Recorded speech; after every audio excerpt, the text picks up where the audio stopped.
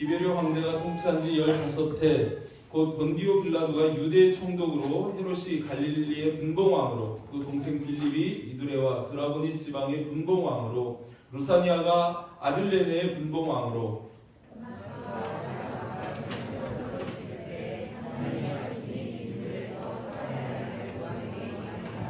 요한이 요단강 부근 각처에 와서 죄사함을 받게 하는 회개의 세례를 전파하니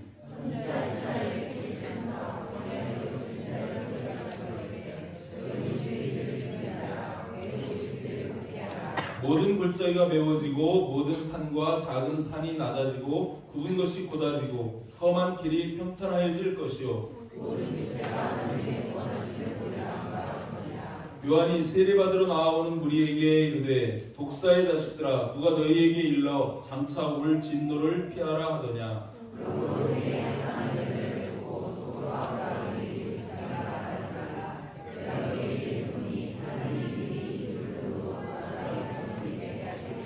이미 도끼가 나무 뿌리에 놓였으니 좋은 열매 맺지 아니하는 나무마다 찍혀 불에 던져지리라.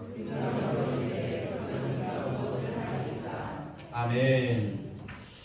세례라는 단어는 신약 성경에만 나옵니다. 이 세례는 구약의 할례를 대체하는 그런 것이죠. 이 세례를 통해서 구약에서 할례를 통해 아브라함의 자손인 것을 인친 것처럼 우리가 세례를 받으면 이 주님의 몸된 교회의 교인으로 인치는 그런 의미가 외적 의미로 주어집니다. 또 이 세례를 침례라고 하죠. 원래는 이제 침례입니다. 지금은 우리가 이렇게 물을 조금 찍어서 살수 세례를 하는데 원래는 침례예요.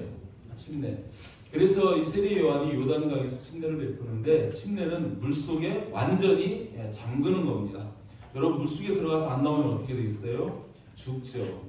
그거를 대표하는 거예요. 나는 죽고 내게 있던 모든 죄가 죽고 그리고 다시 나는 부활, 새 생명으로 살아난다 하는 그것을 의미하는 것이 바로 이 침례입니다. 그것을 세례 요한이 베푸는데 이 세례 요한은 신약과 구약의 다리 역할을 하는 사람이라고 볼 수 있죠. 구약의 마지막 선지자이기도 하고 신약에서 예수 그리스도의 오실 길을 예비하는 선구자가 되기도 하는 분이 바로 이 세례 요한입니다. 특별히 세례 요한이 할 일에 대해서 성경에는 구약의 이사야서에도 40장 분명히 40장에 보면 아마 3절 이하에 예언이 되어져 있고 그리고 또 이 세례 요한을 보내겠다고 그 아버지 사가랴 제사장에게 천사가 임해서 이야기하고 그 아버지가 그것에 대해서 찬양하는 그런 말씀 속에서도 이 세례 요한이 뭐 하는 사람인지 그 역할이 드러나는 것을 볼 수 있습니다. 누가복음 1장 76절, 77절 이 말씀 보면 거기에 나와 있죠. 이 아이여 내가 지극히 높으신 이의 선지자라 일컬음을 받고 주 앞에 앞서가서 그 길을 준비하여 주의 백성에게 그 죄사함으로 말미암는 구원을 알게 하는 자로 이 세례 요한의 역할이 이렇게 나와 있습니다. 그는 선지자, 그죠? 선지자. 그리고 주 앞에 앞서가서 그 길을 준비하는 예비자. 그리고 주의 백성에게 그 죄사함으로 말미암는 구원을 알게 하는 전도자로서 이 세례 요한의 역할이 나타나는 것을 보게 됩니다. 이 세례 요한이 오늘 저와 여러분인 줄을 믿으시길 바랍니다. 하나님은 지금도 이 세례 요한을 보낸 것처럼 저와 여러분들 한 사람 한 사람을 세례 요한 삼아 보내셨습니다. 그래서 여러분은 하나님의 말씀을 전하는 선지자요 또 주의 길을 예비하는 자요 주의 백성에게 구원의 복음을 증거하는 전도자로서 쓰임 받는 우리들임을 믿으시기를 바랍니다. 그런데 오늘 본문에서 먼저 이 세례 요한의 회개의 세례를 선포할 때 그 당시의 상황, 시대적 상황을 기록하고 있는 것을 1절, 2절을 통해 우리가 볼 수 있습니다. 특별히 오늘 본문 말씀 보면 1절, 2절에서 그런 말씀 하시죠. 디베르 황제가 통치한 지 15해, 그리고 본디오 빌라도가 유대의 총독으로 되고 4명의 분봉왕이 나타나는 것을 봅니다. 그리고 2절에서는 안나스와 가야바가 대제사장으로 있을 때라고 이렇게 그때의 상황을 말씀하시는데, 여러분, 이 성경은 역사입니다. 아멘. 여기서 이 말씀을 기록하는 것도 실제 로마의 황제였던 그 사람의 이름과 연대를 기록하고 빌라도를 기록하고 그 분봉왕들이 있었던 그 이름들을 기록하는 것은 이 사실이 분명한 역사적 사실이었다는 거예요. 이거를 통해서 깨달을 수 있는 것이 이 세례의 그 당위성과 주님 오실 길을 예비하는 이런 내용들을 통해서 주님이 다시 오시는 것도 역사적인 사실임을 우리가 깨달을 수 있는 것이죠. 또한 이 정치적으로 볼 때는 굉장히 압제받는 상황이었다라는 사실을 우리가 살펴볼 수 있습니다. 이 디베리오 황제, 로마 황제입니다. 이 로마 황제가 15년이라고 이렇게 기록되는데, 그 전부터 이 유대 땅은 로마의 식민지였어요. 그래서 빌라도가 와서 그 땅을 다스리고 있습니다. 거기에 4명의 분봉왕이, 헤롯 대왕의 4명의 아들이 4분의 1씩을 갈라가지고 또 다스리는 그런 상황은 우리가 마치 일제 치하에 있었던 것처럼, 그죠? 수탈당하고 압제받는 그런 어떻게 보면 정치적으로 고통스러운 그런 시대였음을 우리가 짐작해 볼 수 있는 것이죠. 또 2절 말씀을 통해서 거기에 가야바와 안나스 이런 대제사장의 이름이 나오는데, 원래 대제사장은 하나님의 성전에서 하나님의 일을 섬기도록 세운 자인데, 이들은 그것과는 거리가 굉장히 먼 사람들이에요. 종교적인 제사장이 아니라 정치적인 제사장이라고 볼 수 있습니다. 로마에서 이들을 임명합니다. 그리고 자기들 말을 잘 듣게 하는 거예요. 그러니 이 제사장들은 하나님의 나라가 먼저가 아니라 세상 나라 로마가 먼저예요. 그래서 정말 종교적으로 신앙적으로 보면 타락한 지도자들이고 정권의 하수인이 되어버린 그런 이름들이다. 이렇게 우리가 생각해 볼 수 있습니다. 이때에 세례 요한이 이제 공생의 사역을 시작하실 예수님의 오심을 선포하는 거예요.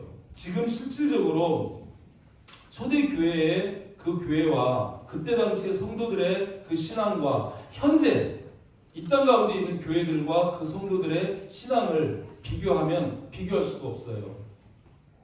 그 초대교회 신앙이 기록된 사도행전의 말씀을 우리에게 적용시키려고 그러면 적용이 되질 않습니다. 그런 말을 하면 이상한 목사라고 할 만큼 사실은 지금 우리가 하나님이 기대하시는 것과는 너무 수준 차이가 나는 그런 신앙생활을 하고 있는지도 모르겠습니다. 하여튼 그런 상황 속에서 진정한 구원을 얻기 위해서 우리에게 필요한 것이 뭘까? 그걸 오늘 본문에서 말씀하시는데, 첫 번째 대지로 제가 이렇게 제목을 정했습니다. 첫 번째는 말씀이 우리에게 임해야 한다는 겁니다. 아멘. 2절 하반절에 보면 2절 하반절에 이런 말씀이 있죠. 하나님의 말씀이 빈 들에서 사가랴의 아들 요한에게 임한지라, 이렇게 말씀하고 있는데, 여기에서 첫 번째로 우리가 살펴볼 게 하나님의 말씀이에요. 여기에서 이 하나님의 말씀은, 이 성경이 다 하나님의 말씀이죠. 이 하나님의 말씀을 일반적이고 전체적인 보편적 진리의 말씀인 로고스로 보통 표현을 합니다. 그런데 여기에서 하나님의 말씀이라고 지금 기록한 이 말씀은 로고스가 아니고 레마예요. 레마로 기록되어 있어요. 이 레마의 말씀은 특별하고 개인적인 그런 메시지로 주어지는 말씀이 레마입니다. 이 하나님께서 이 레마의 말씀을 주시는 것은 이 말씀을 통해서 하나님의 뜻을 깨닫고 하나님이 원하시는 사역을 이루어갈 수 있도록 하기 위해서 하나님은 로고스가 아닌 레마의 말씀을 하나님의 종들에게 주십니다. 아멘. 저와 여러분들도 이 로고스의 말씀도 중요하지만 진짜 우리는 이 하나님의 말씀, 레마의 말씀을 우리가 들어야 한다는 거예요. 그 말씀이 저와 여러분들에게 임해야 한다는 거예요. 창세기서 15장 1절 말씀에 보면 여기에 이런 패턴이 보여요. 여호와의 말씀이, 이게 레마의 말씀이거든요, 아브라함에게 임하여. 성경은요 수백 군데에서 이런 표현을 합니다. 여호와의 말씀, 하나님의 말씀이 누구에게 임하여 이르십니다. 그렇게 되면 그 말씀을 받은 사람들은 하나님의 그 말씀의 뜻을 깨닫고 그 말씀을 따라 하나님의 일들을 이루어가는 사역자로 변화되어지고 또 그 일들을 시작하게 되는 것을 보게 됩니다.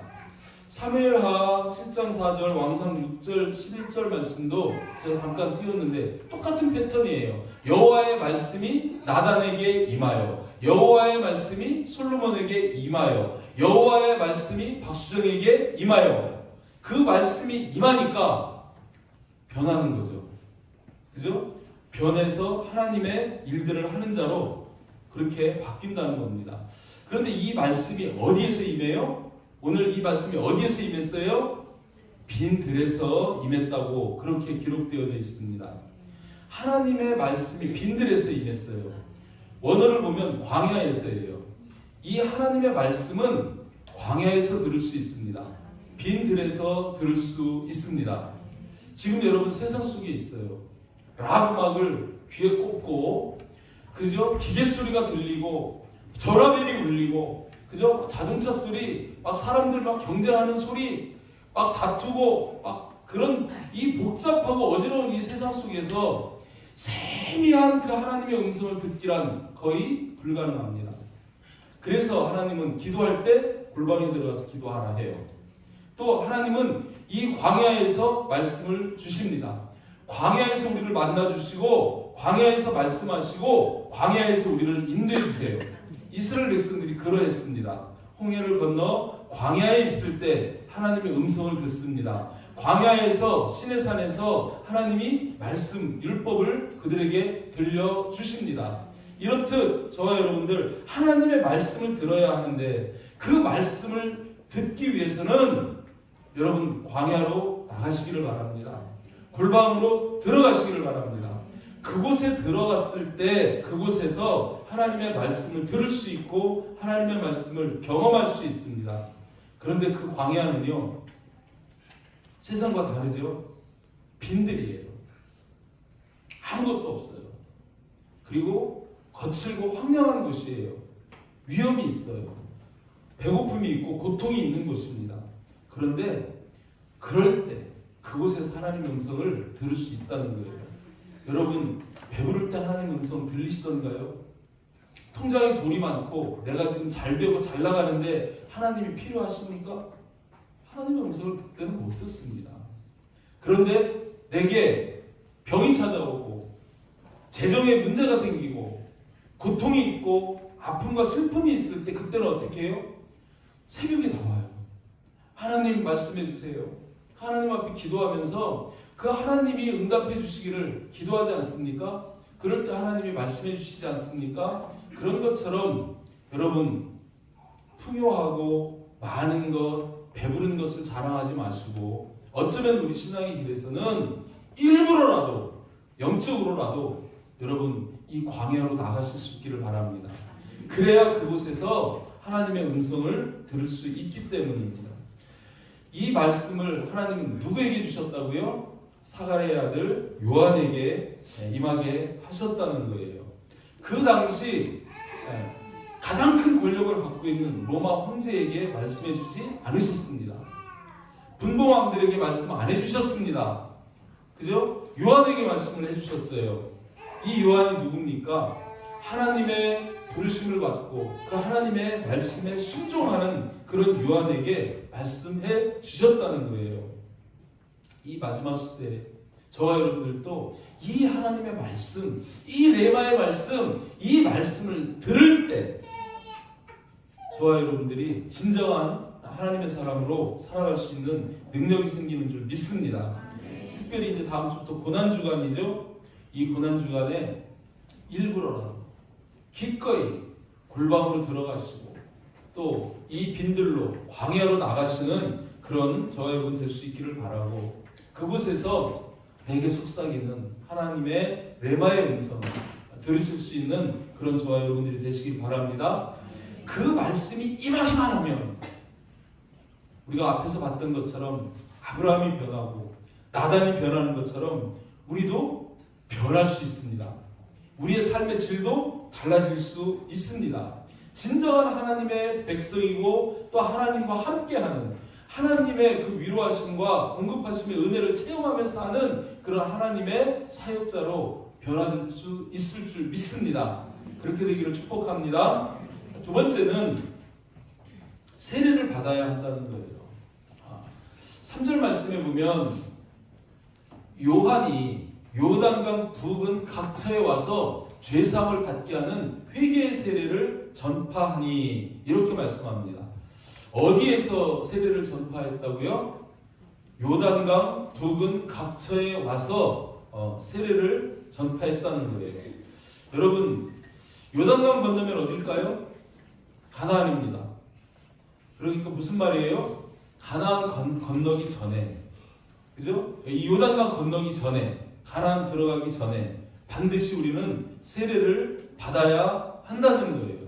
이스라엘 백성들 지금 이 가나안 세례 요한의 이 세례 외치는 이게 두 번째 세례입니다. 첫 번째 세례는 어디서 받았을까요? 홍해를 건널 때 받았어요. 고린도전서 10장 1절 2절 말씀에 보면 그 말씀 나오거든요. 이스라엘 백성이 홍해를 지남으로 세례를 받았다고 그렇게 말씀이 나와 있습니다. 그게 물세례예요. 물세례. 요한의 세례도 물세례입니다. 하여튼 그런데 이 세례를 받고 또 두 번째 세례는 이제 요단강을 건너기 전에 받아야 되는 이 세례입니다. 이 세례는 어떤 세례일까요? 성령 세례입니다. 성령 세례를 받지 않으면 요단강 건너 가나안 땅에 들어갈 수 없습니다. 그래서 주님 요한복음 3장 5절 나다나엘하고 이야기할 때도 그 말씀하시죠. 성령으로 나지 아니하면 하나님의 나라를 볼 수 없다. 성령으로 나지 아니하면 하나님의 나라에 들어갈 수 없다. 그 성령으로 나는 것이 바로 성령 세례를 통해서 성령으로 거듭나는 것을 말씀합니다. 저와 여러분들은 오늘 이렇게 물세례를 받으신 분들 계시지만 이 물세례를 넘어 성령 세례까지 받는 분들이 되시기를 주님의 이름으로 축복합니다. 특별히 요한이 오늘 이 세례를 전파하는데 회개의 세례를 전파했다고 말씀하는 걸 볼 수 있어요. 회개가 무엇입니까? 늘 말씀드리지만 회개는 돌이켜서 하나님을 향하는 거예요. 하나님께로 돌이키는 것이 그것이 회개입니다. 그렇게 하기 위해서는 우리 마음의 변화가 있어야 되고요. 또 하나는 관점의 변화가 있어야 됩니다. 여러분들 여전히 세상을 바라보는 그 시점으로 그 관점으로 하나님을 바라볼 수 없습니다. 우리 관점이 성경적 세계관으로 바뀌어지고, 그죠? 세속적 관점에서 그죠? 하나님 나라를 향한 관점으로 바뀌어질 때 우리가 진정으로 하나님을 바라보고 변화를 경험할 수 있다는 거예요. 이 요한의 세례, 그죠? 이 요한의 세례, 회개의 세례 이 베푸는데 근본적으로 이 물세례는 아까도 말씀드렸지만 교인이 되는 표예요. 우리 교회 이제 정식 교인이 됐습니다 하는 이런 표예요. 그런데 자칫 오늘 본문을 잘못 이해하면 죄 사함을 받게 하는 회개의 세례라고 할 때에 이 세례를 받으면 죄 사함을 받는 걸로 착각할 수 있어요. 이거를 잘못 이해하면 세례 받았어요? 교인 됐어요? 그러니 이 사람은 구원받았어요? 그래서 내가 교회에서 세례를 받으면 나는 영원히 구원받은 사람이야. 이렇게 할 수 있어요. 그런데 그렇습니까? 아닙니다. 교회에서 세례받았다고 천국 들어가는 게 아니라는 거예요. 성령으로 거듭나야 들어간다는 거예요. 이 물세례는 성령 세례를 받게 하기 위한 하나의 예비 과정이라고 이렇게 볼 수 있습니다. 이걸 통해서 어디까지 가야 되냐면 성령 세례까지 받아야 된다는 거예요. 아멘. 그 세례를 받아야지만 우리가 하나님 나라에 들어갈 수 있습니다. 그런데 이 세례, 회개의 세례를 받을 때 어떤 변화가 있어야 하느냐, 그것이 오늘 본문 말씀 4절부터 6절까지 말씀을 통해서 우리가 살펴볼 수 있습니다. 자, 오늘 여기 말씀 띄워놨는데 선지자 이사야의 책에 쓴 바와 광야에서 외치는 자에게 소리 있어 이르되 너희는 주의 길을 준비하라 그의 오실 길을 곧게 하라 이렇게 말씀하시죠. 여러분 우리 주님 다시 오십니다. 다시 오실 그 주님이 잘 오실 수 있도록 그 주님이 오시는 길을 준비해야 할 줄 믿습니다. 그의 길을 곧게 해야 할 줄 믿습니다. 그렇게 하라고 여기서 지금 명령으로 말씀하시는 거예요. 그런데 이것이 밖에 나가서 정말 왕이 행차하는 그 길을 예비하듯이 그 길을 준비하고 곧게 하라고 그렇게 말씀하는 의미는 아니죠. 이 길은 여러분 마음의 길입니다. 우리의 마음이에요. 아멘? 저와 여러분들의 마음에 준비해야 될 게 있어요. 예비해야 될 게 있어요. 곧게 해야 될 게 있어요. 그거를 네 가지로 5절에서 말씀하는데 이렇게 말씀합니다. 어떻게 해야 되냐면 모든 골짜기가 메워지게 하라는 거예요. 여기에서 모든 골짜기가 메워진다는 것은 여러분 마음속에 있는 상처입니다. 슬픔이고 고통입니다. 아픔들입니다. 낮은 자존감 이런 것들이에요. 그런 것들을 메우라는 거예요. 지금도 우리 신앙생활하면서 분명히 예수 그리스도를 믿으면 주 안에서 우리는 새로운 피조물이 되는 존재인데도 불구하고 여전히 예전에 그 모습으로 신앙생활 하시는 분들이 있어요. 한번 돌아보시길 바랍니다. 여러분 마음속에 부모에게 받은 상처, 또 부부간에 받은 상처, 어떤 사람에게 사기당하고, 그죠? 이용당하고, 그래서 얻은 상처, 그리고 누구를 쳐다보면 저 사람은 나보다 항상 좋아 보이고, 나아 보이고, 나는 저 사람한테 비교하면 형편없는 이런 낮은 자존감을 가지고 사는 그런 분들도 있다는 거예요. 그거 다 메우시길 바랍니다. 우리가 예수 그리스도를 만나면 저와 여러분들은 이제 그 모든 상처를 치유받고 회복되고 새로운 피조물이 되는 걸 믿으시기를 바랍니다. 그게 이루어지지 않으면요, 여러분 신앙 자체가 성장을 할 수가 없습니다. 내가 신앙적으로 막 이렇게 성장해서 자라가는 것 같아도 그 상처가 내 신앙의 그 발목을 딱 붙잡고 또 그 잡아내려요. 그래서 그것을 극복하지 못하고 그 상처 때문에 말씀 들을 때는 좋아요.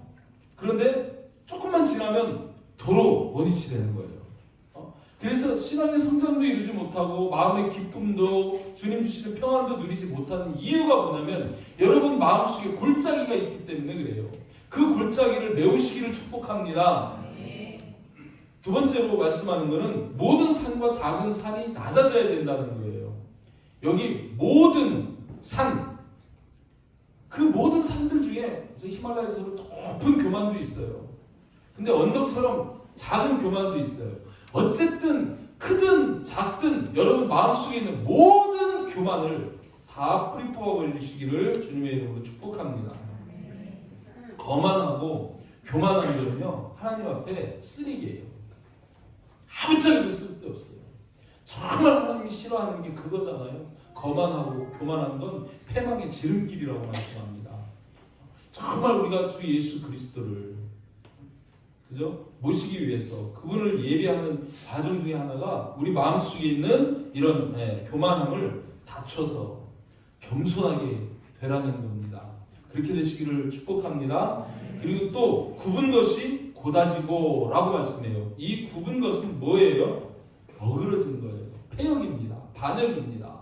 막 하나님 앞에 막 대들고 원망하고 불평하고 하는 그 모든 것이 바로 이 굽은 거예요. 그것을 어떻게 하래요? 곧게 펴라는 거예요. 고다지라는 거예요. 여러분 마음속에 정말 지금도 어그러진 것이 있다면 그죠? 다리미로 싹 가려버리시기 바랍니다. 그죠? 성령의 은혜로 싹 가리셔서 정말 여러분 마음속에 진정한 그런 대로가 그죠? 열려지기를 축복합니다. 또 험한 길이 평탄해질 것이요 이런 말씀하죠. 이 험한 길은 죄로 인해서 여러분 안에 있는 그 난폭함과 막 요동하는 그런 마음이에요. 어떻습니까? 예수 믿는데도 여전히 여러분 입에서 막 거친 말이 나오고 욕이 나오고 저주가 나오고 그러지 않습니까? 그런 거 전부 평탄하게 하라는 거예요. 오직 예수 그리스도 위에서 그 믿음의 반석 위에 튼튼하게 신앙의 집을 짓고, 그죠? 거룩한 하나님의 백성으로 좀 정결하게 되시기를 주님의 이름으로 축복합니다. 이게 주님 오실 길을 예비하는 우리의 마음 갖춰야 된다는 거예요. 이건 너무나 중요합니다. 여러분 한번 생각해 보세요. 신앙생활을 하면서도 내가 왜, 무엇 때문에 때마다 시마다 실족하고 넘어지는가? 이 네 가지에 안 걸리는 일이 거의 없습니다.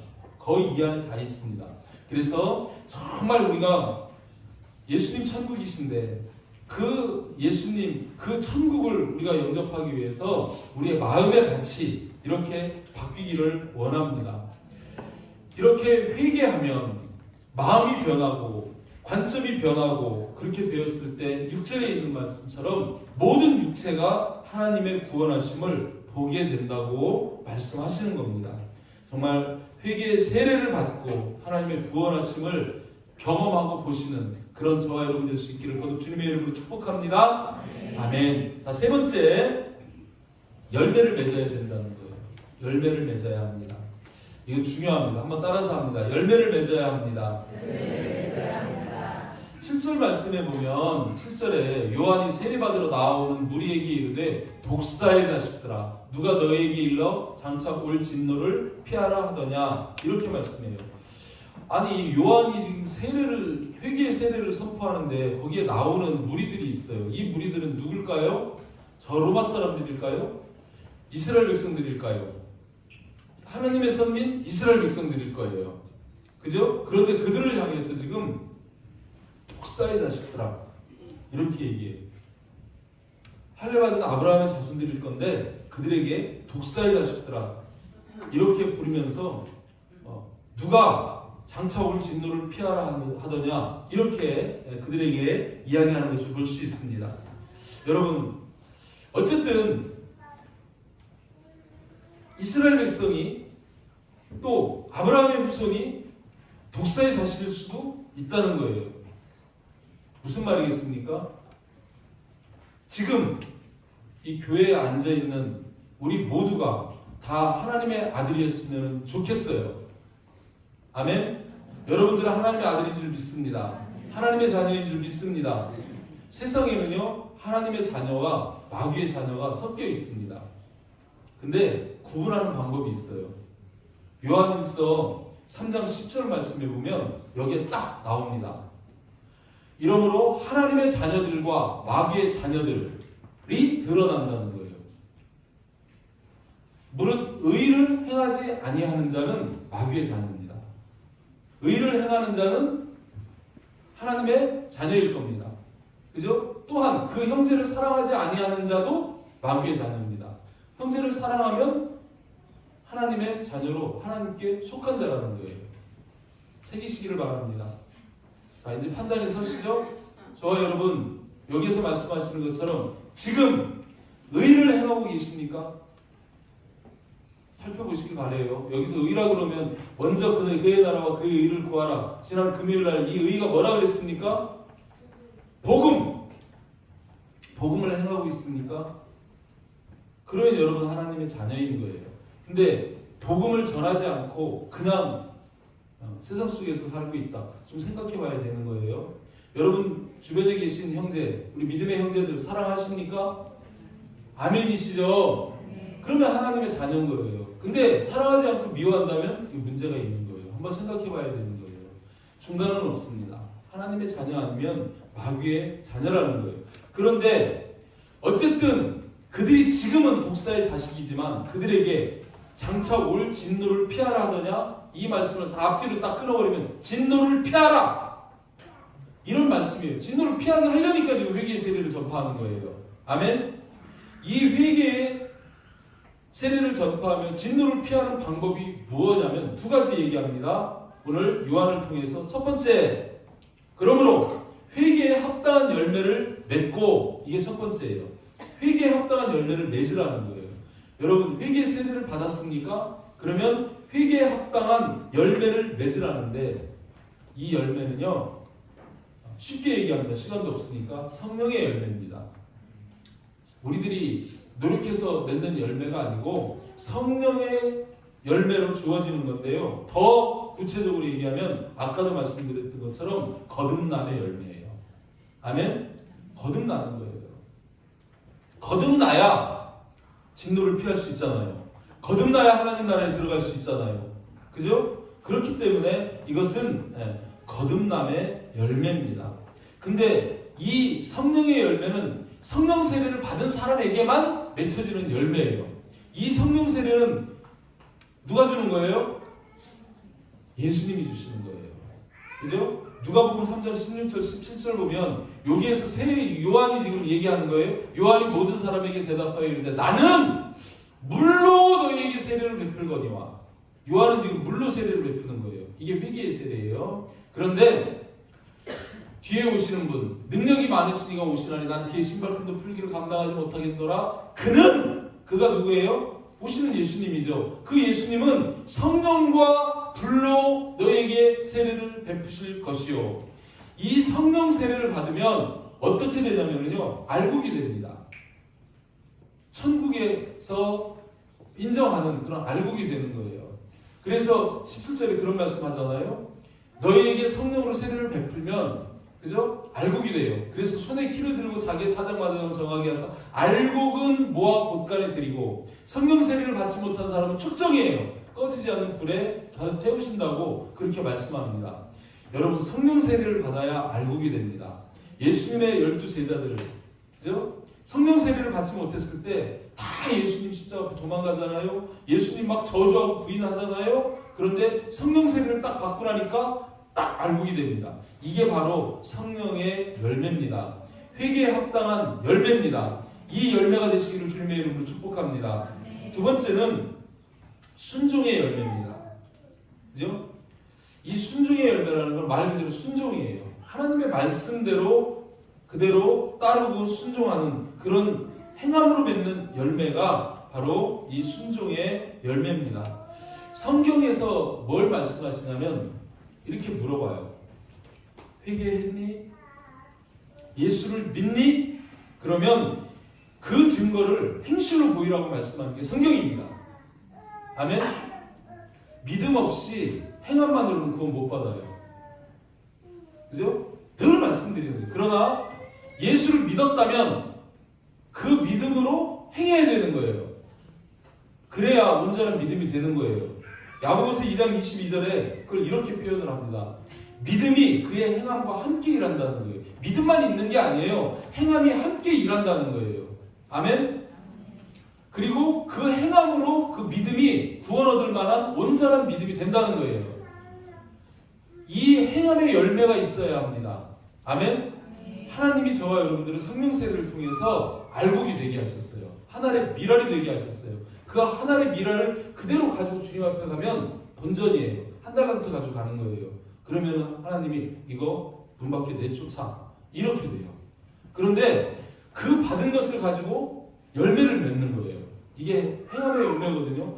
내가 한 알의 밀알이 되어 알곡으로서 밀알이 돼요. 이 밀알이 썩어 있다면 그 안에 생명이 없다면 심어봐야 아무것도 안 나와요. 근데 진짜 알곡이라면 심겨지면 어떻게 돼요? 싹이 납니다. 30배, 60배, 100배 열매를 맺습니다. 그 열매를 맺으라는 거예요. 아멘? 마태복음 7장 16절 18절에서 이런 말씀하시죠. 그들의 열매로 그들을 알지니. 열매로 안다는 거예요. 예수님은 다른 거 아무 변명 필요 없습니다. 열매. 그 열매만 보세요. 그죠? 그 열매를 보고 그 나무를 알 수 있다는 거예요. 어떤 열매를 맺는지. 그죠? 좋은 나무마다 아름다운 열매를 맺고 못된 나무가 나쁜 열매를 맺는다. 진리예요. 그러면 거꾸로 하면 아름다운 열매를 맺는 그 나무는 좋은 나무예요. 그죠? 나쁜 열매를 맺으면 못된 나무예요. 좋은 나무가 나쁜 열매를 맺을 수 없고 못된 나무가 아름다운 열매를 맺을 수 없느니라. 변명이 안 통합니다. 여러분, 열매로 내 신앙을 증명하는 거예요. 성경이 그렇게 말씀하셔요. 그러니 살아있는 삶 동안에 우리가 뭘 준비해야 돼요? 열매를 준비해야 되는 거예요. 열매를. 그죠? 믿음의 열매를. 여러분 이 믿음의 작품들을 순종으로 만들어 가시기를 축복합니다. 아멘. 마태복음 7장 21절, 로마서 2장 13절 말씀 보면 이런 똑같은 말씀을 하셔요. 나더러 주여 주여 하는 자, 믿는 자예요. 근데 행함이 없어. 하늘에 계신 내 아버지의 뜻대로 행하는 자라야 라고 말씀하시고, 로마서 2장 13절에서도 똑같은 말씀이에요. 하나님 앞에서 율법을 듣는 자가 의인이 아니라는 거예요. 듣고 행함이 없으면 듣기만 하여 자기를 속이는 자가 됩니다. 그런데 율법을 듣기만 하는 자가 아니라 율법을 행하는 자라야 의롭다는 거예요. 여기서 율법은 구약 율법을 얘기하는 게 아니고 이 성경 전체의 말씀을 얘기하는 거예요. 이 말씀을 행할 때 하나님이 의롭다고 그렇게 말씀합니다. 그래서 8절에 그런 말씀하시죠. 8절에 하반절에 보면 속으로 아브라함이 우리 조상이라고 말하지 말래요. 속으로 내가 그리스도인이라고, 속으로 내가 하나가 되는 교인이라고 말하지 말라는 거예요. 그 무슨 뜻이냐면 나 교인이야, 나는 천국 확보돼 있어, 무조건 나는 천국 가. 많은 목사님들이 이렇게 물어요. 세례만 받으면 이제 천국 갑니다. 근데 그 사람이 배반하고 신천지 이만희한테 가서 이만희한테, 그 사람이 하나님의 교회 가가지고 안상홍이한테, 그런 사람이 한둘이에요? 수십만입니다. 이단에 빠진 사람들이 1, 20만이에요? 아니잖아요. 그러면은요, 한번 생각해 보세요. 신천지나 하나가 되는 저 하나님의 교회 저런 데는요 큰일 나겠다, 말 잘못하면. 신천지나 하나님의 교회는 그죠? 타켓이 불신자들 데려다 전도해가지고 믿게 하는 게 아니에요. 교회에서 빼가는 거예요. 그죠? 교회를 손들이째 그냥 막 옮겨가고 막 그러잖아요. 사람기기 막 하고 그러잖아요. 믿는 자가 타켓인데 거기에 넘어가는 사람들이 있어요. 그러면은요, 여기서 잘 믿었어요. 그래서 한 번 구원, 영원한 구원, 세례 받고, 그래서 믿는 자가 돼가지고 반드시 천국 갈 줄 믿습니까? 아멘! 했는데 얼마 있다 보니까 신천지가 있어. 거기 구원이 있어요? 근데 뭐가 어떻게 해가지고 한 번 믿으면 영원한 구원이고 세례 받았다고 그게 구원입니까? 여러분 속으로 내가 아브라함의 후손이라고 생각하시면 안 됩니다. 그런 의미에 나는 구원받은 자라는 그런 확신을 여러분들 갖는 건 좋으네. 구원의 확신이 있는 건 좋은데 그 구원의 확신이 있다면 그것을 주님 오실 때 끝까지 지키셔야 합니다. 사탄은 그걸 빼앗으려고 많은 사람들이 빼앗기고 있거든요. 죽을 때까지 우리는 사실 확신을 갖되 그 빼앗기지 않도록 영적 전쟁을 끝까지 해서 이겨야 되는 거예요. 그리고 주님이 오셨을 때 내가 100번면 나 주님 잘 믿었어요, 나 주님 앞에 열매 맺었어요, 나 주님 앞에 뭐 했어요 다 얘기를 해도 주님이 지난 시간에 얘기했던 것처럼 그거 다 무화과 나무 잎이다, 끝나는 거예요. 주님이 인정하셔야 합니다. 근데 그 인정하시는 주님이 지금 뭘로 우리를 판단하신다고 그러냐면 열매로 판단하신다는 거예요. 그래서 저와 여러분들은 열매를 맺어야 된다는 거예요. 맺어도 좋은 열매를 맺어야 된다는 거예요. 9절에서 뭐래요? 좋은 열매 맺지 아니하는 나무마다 찍혀 불에 던져지리라, 이렇게 말씀하시는 것을 볼 수 있습니다. 그렇게 얘기하니까 무리가 묻죠? 10절에서 제가 여기서 끊었어요. 무리가 지금 물어봅니다. 그러면 우리가 무엇을 하리까? 이렇게 물어봐요. 무리가 물으니까 그 뒤에 말씀에서는 그렇게 가르쳐 주십니다. 나눠줘라. 2벌 옷 있으면 옷 없는 사람한테 1벌 나눠줘라. 또 그러니까 세리들 또 와서 또 물어봐요. 우리는 무엇을 하리까? 또 이렇게 물어요. 그러니까 강탈하지 말고 금륜을 족한 줄 알아라. 욕심부리지 마라. 이렇게 얘기해요. 군인들도 마찬가지입니다. 무엇을 하리까 물어요. 저와 여러분들 한번 하나님 앞에 여쭤봅시다. 자, 우리는 무엇을 하리까? 여러분 한번 하나님 앞에 여쭤보세요. 자, 시작. 뭐 하라 그러셔요? 답이 들리세요? 뭐라고 하세요? 정답 말씀하시면 떡을 드리겠습니다. 회개에 합당한 열매를 맺으라는 거예요. 아멘? 회개에 합당한 열매를 맺으라는 거예요. 성령의 열매, 순종의 열매, 그거를 맺는 자가 되고 그런 알곡이 되어서 그 알곡이 되어 이 땅에 하나의 밀알로 심어져서 30배, 60배, 100배 좋은 열매를 맺는 그런 열매 맺는 자가 되라고 말씀하고 계시는 겁니다. 아멘. 여러분 정말 주님 오심이 가까운 시대예요. 볼수록 그렇고 시간이 갈수록 더욱 영적으로 어두워져 가는 것을 느낍니다. 그 주님 오시기 전에 주님에게 드릴 열매를 준비하는 그런 저와 여러분 될 수 있기를 주님의 이름으로 축복합니다.